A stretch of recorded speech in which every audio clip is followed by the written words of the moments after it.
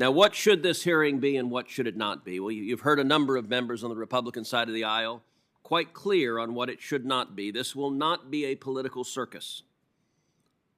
This will not be the kind of character smear that sadly our Democratic colleagues have gotten very good at. And it's important to note, a couple of years ago I was doing my weekly podcast and I was on with a noted liberal intellectual who made a comment something to the effect of, well, both sides do this. Both sides smear Supreme Court justices. And I was forced to laugh out loud and say, look, I understand that's a pretty good talking point. It just happens not to be true. It is only one side of the aisle, the Democratic aisle, that went so into the gutter with Judge Robert Bork that they invented a new verb, to bork someone. It is only one side of the aisle that with Justice Clarence Thomas was so reprehensible that, as the president who nominated him, President George Herbert Walker Bush, wrote at the time, quote, "What's happening to Clarence Thomas is just plain horrible. All the groups that tried to beat him up on abortion or affirmative action have now come out of the woodwork. They are trying to destroy a decent man. This is an ugly process, and one can see clearly why so many good people elect to stay out of public life." As Justice Thomas observed in that hearing, what happened there was, to use his words, a high-tech lynching. And I would note the chairman who presided over that disgrace was Joe Biden. And then most of the members of this committee remember the confirmation hearing of Brett Kavanaugh, one of the lowest moments in the history of this committee, where Democrats on this committee sat on allegations, didn't refer them to the FBI, didn't ask for investigations, hid them, and then leaked them against the wishes of the complainant. And we began a circus that featured Spartacus moments, featured such nuts as Michael Avenatti, whom CNN breathlessly for some months described as a possible Democratic presidential candidate. That's before, presumably, he became a felon in recent months.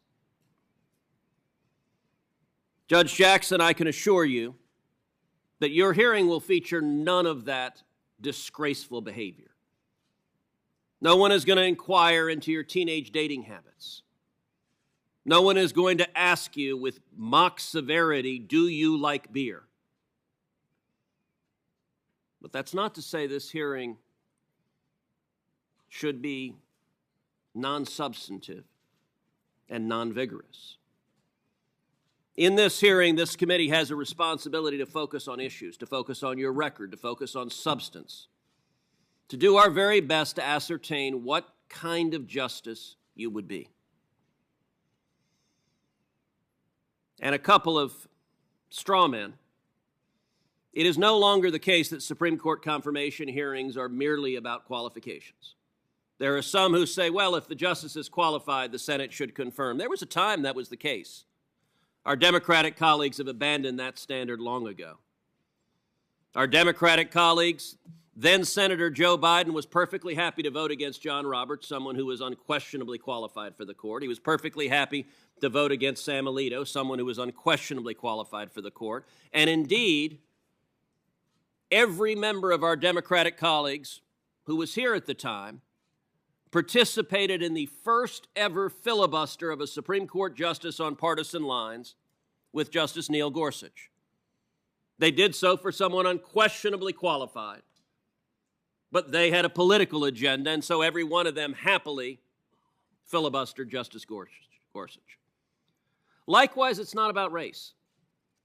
We will see Democrats in the media suggest that any senator that is skeptical of your nomination, that questions you vigorously, or that dares to vote against you must somehow harbor racial animus. If that were the standard, I would note we are sitting on a committee where multiple members of this committee, the senior Democrats in the committee, happily filibustered Judge Janice Rogers Brown, a very qualified African-American woman nominated to the D.C. Circuit, and they did so precisely because they wanted to prevent Judge Brown from becoming Justice Brown, the first African-American woman. Joe Biden was among the Democrats filibustering the first African-American woman nominated to the D.C. Circuit. The senior Democrats on this committee also filibustered Miguel Estrada. As the staff for Senator Ted Kennedy said in writing at the time, the Democrats filibustered Miguel Estrada, quote, because he is Hispanic. They were explicitly racial. If you